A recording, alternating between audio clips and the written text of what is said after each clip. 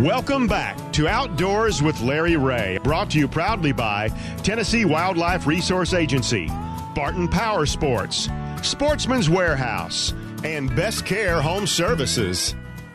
Hey, welcome back to Outdoors with Larry Ray, and we appreciate Brian Thompson talking a little law enforcement in West Tennessee for the TWRA, and for our good friend Justin Lawson of the Quality Deer Management Association sticking around. And now we're left with the original three, and we're here. The Daryl and Daryl Show. Daryl Show. The Daryl and Daryl good old time outdoor hour. Yeah, if you can't tell the difference between those two voices, you're in trouble, So, yeah, and this guy on the line with us now has heard these voices a long time, and he is the baby of the TWRA West Tennessee family. I've retired a bunch of them guys. Yeah, but that's a good friend Lance Ryder. Good morning, Lance. Good morning, Larry. How are y'all doing this morning? Well, we're making the best of it. Tell us what's going on where you are today. Well, we're in the duck blind in Halls, Tennessee, at the elusive but highly well-known Taj Mahal duck blind in Halls, Tennessee this morning on the Davis P. Rice Youth Waterfowl Hunt. And how many kids do you have for today, you think? We have 18 kids here in it. 18 kids in this blind, and plus the adults, it's a herd. We probably got 40-plus people in the blind. Oh, boy. Well, they can all get... It's like, it's two different hunts going on all at one time. The kids are hunting ducks, and we're hunting the adults trying to tell them to be quiet. Be quiet and get back in there and eat something, as I know they'll That's right. And this hunt is an annual affair you guys put on. I know... Dave, are you leaving after the show? I'll be leaving after to head up to cook lunch. Dave will be up there to cook. Then we're back to food again when you talk to Dave. Yeah. But why do y'all do this? Tell our listeners why is it, what do you get out of this? Oh, you learn a lot from a 9 to 15-year-old. Of course, they know most everything anyway. Oh, yeah. Uh-huh. But no, it's such a reward. Most of these kids are SCTP kids. And, yes. Uh-huh. A lot of them are getting new and introduced to duck hunting and hunting in general, and it's great to see the skills that they've learned and shot all summer and spring long and fall, and come over here and transition into hunting. Well, they realize that they can hit them, but it's not. It's nature. You don't know what those ducks are going to do. No. Not like they're clay targets sometimes, so it's kind of an eye-opener to them. They think like we kids, some of them say, I'm just going to give you 8 shells because you can kill 6 ducks. Okay. And then they'll shoot 8 shells on one duck. Yeah. I know, one duck.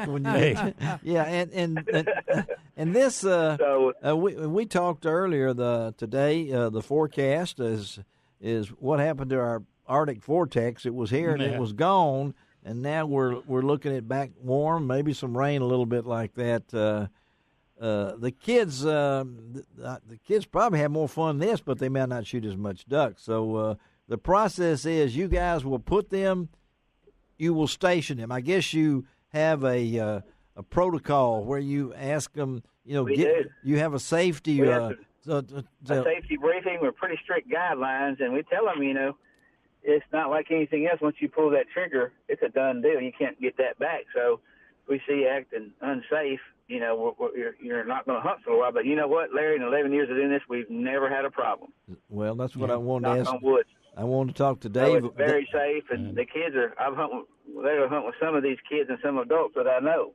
Yeah. So much safer. Well, and talk about it, Dave, from your experience. What I like about it, of course, I've been listening to them out there, and every now and then Lance and Jeff will look out there. Jeff Martin, we hadn't mentioned Jeff Martin. And look at the kids.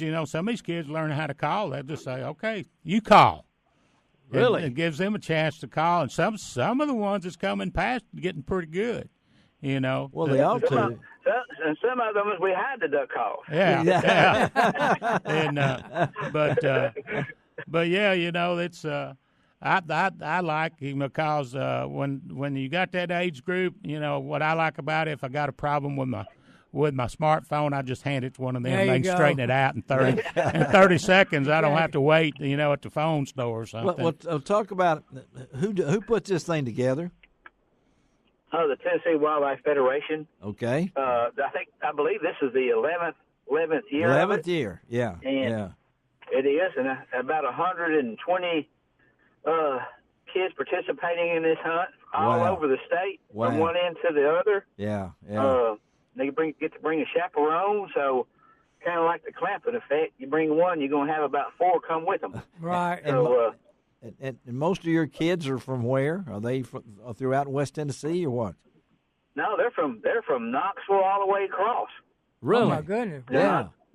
Yeah, they're from everywhere. They're from Knoxville, Middle Tennessee. They're from all over the state. So they come in on Friday night, yesterday, yes. I guess, and they stay where, in Dyersburg or something. Do they stay? They stay in Dyersburg, and we have a big dinner and a banquet. Okay. At 6:00. That was at the Lanham Center last night, and they have good door prizes and auction items, and they give away your lifetime hunting license. Tom Rice does that. He's done that every year, so it's a big event. Last night I think we had about 400 people there last night. Wow, and that's what makes it even more. So okay, hey, here's what's funny about it. Little Taylor Martin, used to come, Jeff's son. Yes. I can remember when he was a 5th and 6th grader coming in, and guess what? Today he is running the show. He is over the event. Well, we got him on the other line. Is what I've been told. Is that right, Shelby? Okay. Is Taylor on? Taylor, you there? Yes, sir. Oh man, how are y'all doing? Oh man, we could have. Oh, there you go. We could have told stories about you, and Lance would have never known that you were listening. So no, but I was going to brag on him. Yeah, we'll talk about it, Taylor, from your experience as a youth to now doing this. How does that feel to you? It's pretty surreal. I remember the very first year we did this, when there was only about 20 kids.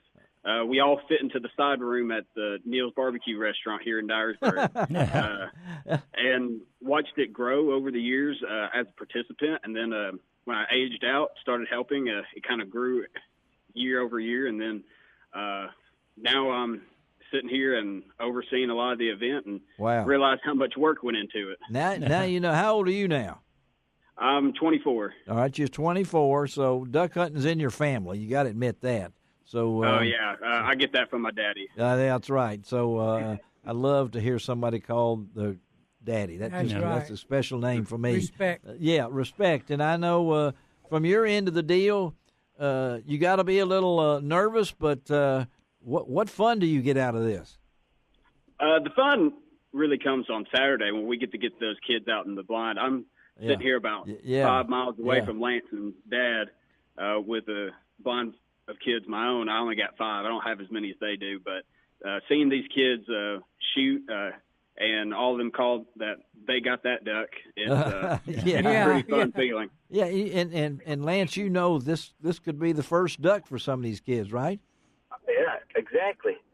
And so it's all exciting. Like Taylor said, they all got that duck, and then they all shot it. Was with us that time. They say, "All right, you got your sit down on the back of the blind." So they learn pretty quick not to clean those ducks. Yeah. Oh yeah. And who does the calling most of the time? Will Jeff do the calling? Jeff and I do.